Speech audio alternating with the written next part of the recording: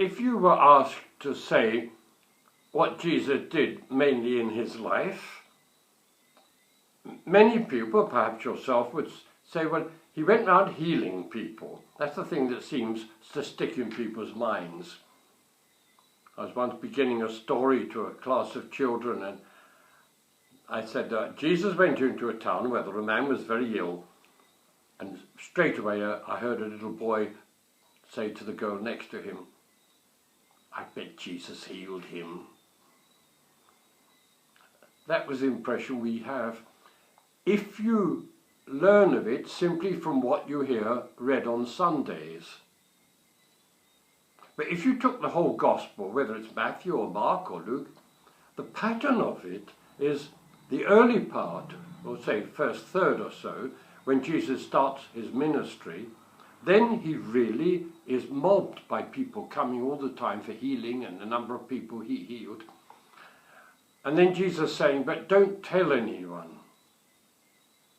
And then about a third of the way through the gospel, it says he makes his way to Jerusalem, but straight away he's saying, I'm going there to be killed and hurt, tortured, handed over, crucified. And then, if you want to follow me, expect to suffer as well. That is largely the main part of the gospel. The healing part comes at the beginning, and I think why Jesus told them not to spread the word about what had happened was because it became obvious very quickly that people missed the point. The point of the healing and the point of writing in the gospel wasn't just the physical healing, but the significance, the presence and power of God working. And that was missed. Just as other miracles like feeding people with bread, a feeding of 5,000 people, and Jesus says, I'm the bread of life, you need me as you need bread. Oh, they didn't hear that bit. They just wanted cheap sandwiches or food for nothing. But the significance of the healing miracles, notice he often uses the word open. They give it in Aramaic, Jesus' own language. Ephphatha, be opened. Eyes or ears, tongue to be loosened. We have the expression, don't we? You might say, and then one day my eyes were opened and I really saw what was happening. We don't mean physically that I saw. Or if I say to you, do you hear what I'm talking about? I don't mean whether you have a hearing aid or not. No, do you understand? And that was the significance of the miracles which people's missed. And so they just went around telling people of the wonder worker, a doctor who operates for nothing, doesn't charge you anything, and never fails.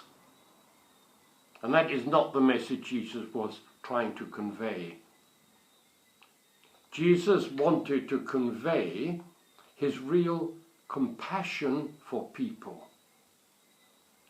And that comes across in most of the gospel, not so much his feeling for people who are hurt, but his sharing in the hurt and sharing in the suffering.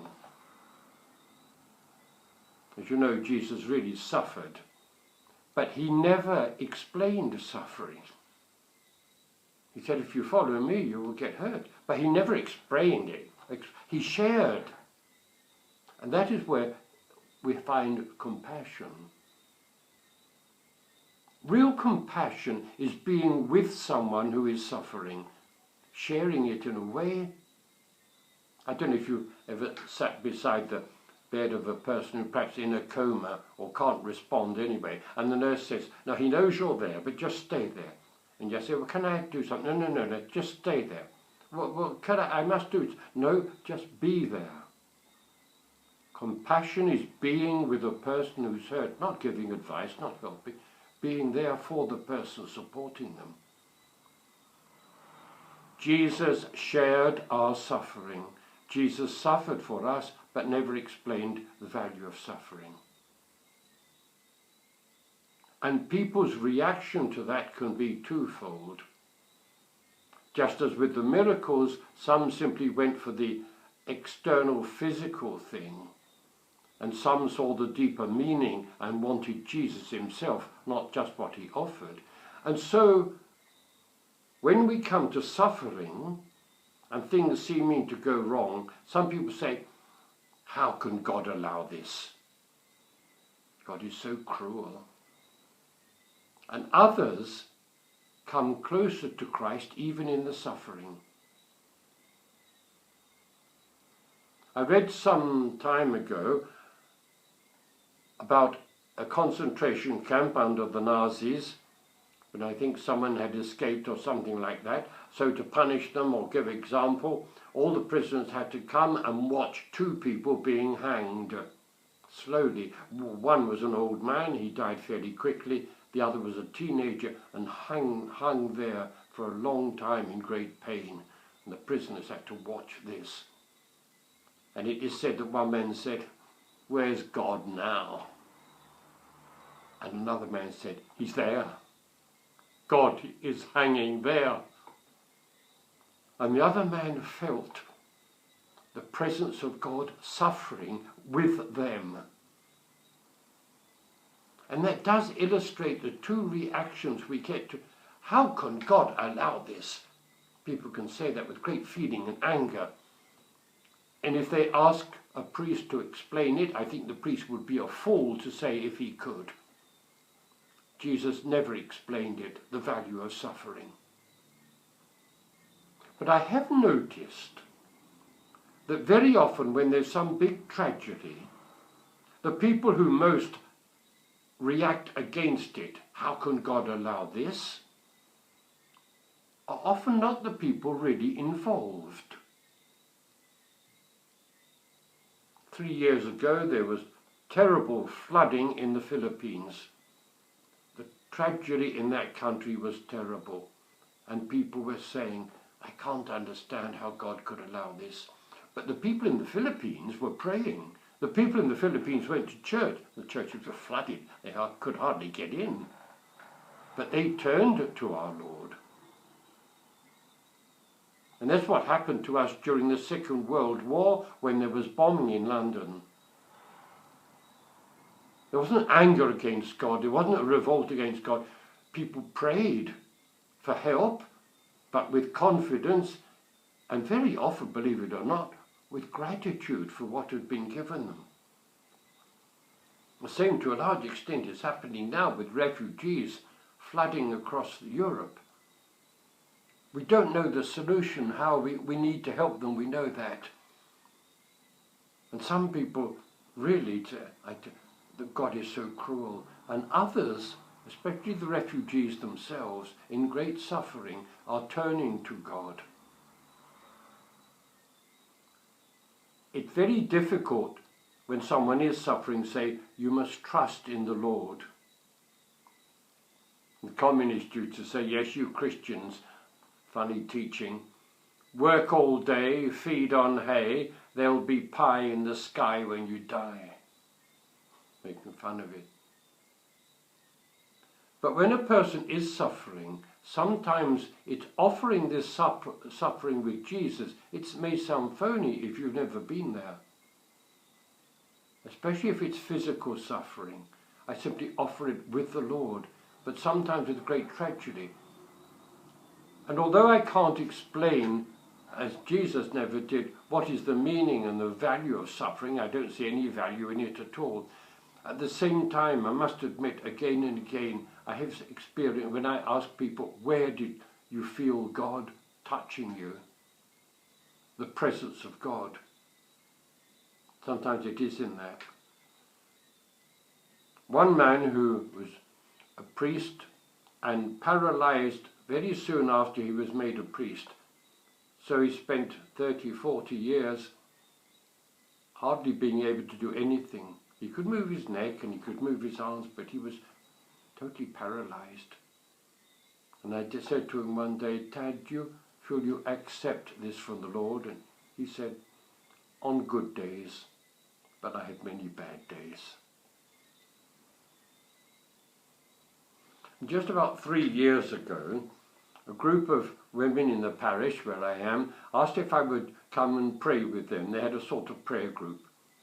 just a small group. I was most impressed the way they could just share what was going on in their lives. They would take a piece of the gospel, talk about it, and it really touched them. And for the most part, it was enormous gratitude. I must admit there was one woman who was always moaning about something. Well, I didn't call it moaning, but her life was good, things were going well, but somehow there was that dark element that kept coming in. We got people down a bit. But anyway, they met and prayed. And then one day, that lady came to see me in tears.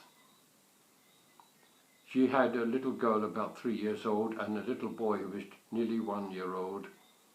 And the doctor said he's not likely to be able to walk. And she'd been dreaming he could walk and swim and run. No. Anyway, they were not sure. They went to Miami where there was a specialist. And I said, email me as soon as you have any news. And I didn't hear for 4 or 5 days. And then I received an email to say, there is something wrong with his brain. There's something on the brain. They seem to know what it is. There is no cure. And they say that when the symptoms really reveal themselves, he will probably live only 3 or 4 months. Imagine hearing that when you've got a little boy, a lovely little boy of 1 year old. It didn't seem to develop. We prayed and prayed, but that couple, the way they came to the Lord, thanking God for the little girl they had and thanking God for having Sebastian, as she said to me, he's such a beautiful child, we ought to just thank God he's with us. But there's fear behind it all, and that is when they really came to the Lord. And then, believe it or not, as if he hadn't had enough, when he was about 18 months old, suddenly one night he was vomiting blood and was rushed off to hospital. He had an ulcer. I never heard of it. 18-month-old child having an ulcer. And eventually they got over that and the local hospital looked after him. But time went on, and all I can say is he seemed to develop a bit something wobbly with his legs, but now he seemed to be growing as a really normal child.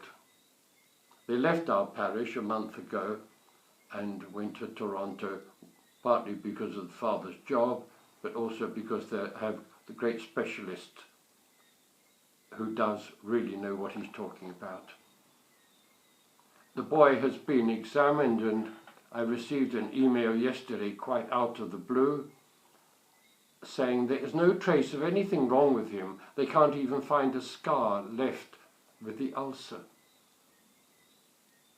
Imagine how we are feeling now. But the reason why I'm talking about it now is really the way Jesus heals. It's not that healing. What is most remarkable, how that family have come to the Lord. In all their suffering, they tried to hide it because they didn't want the little girl to see how upset they were. But trusting in the Lord, not saying all will be well, not saying that he will be cured, but trusting in the Lord, knowing or feeling that the child would not be theirs for very long. Jesus' healing is something which is deep within ourselves, not just something physical. But we need to pray to have that trust. Sometimes you'll have good days and sometimes bad days. But realize that Christ is with you. Amen.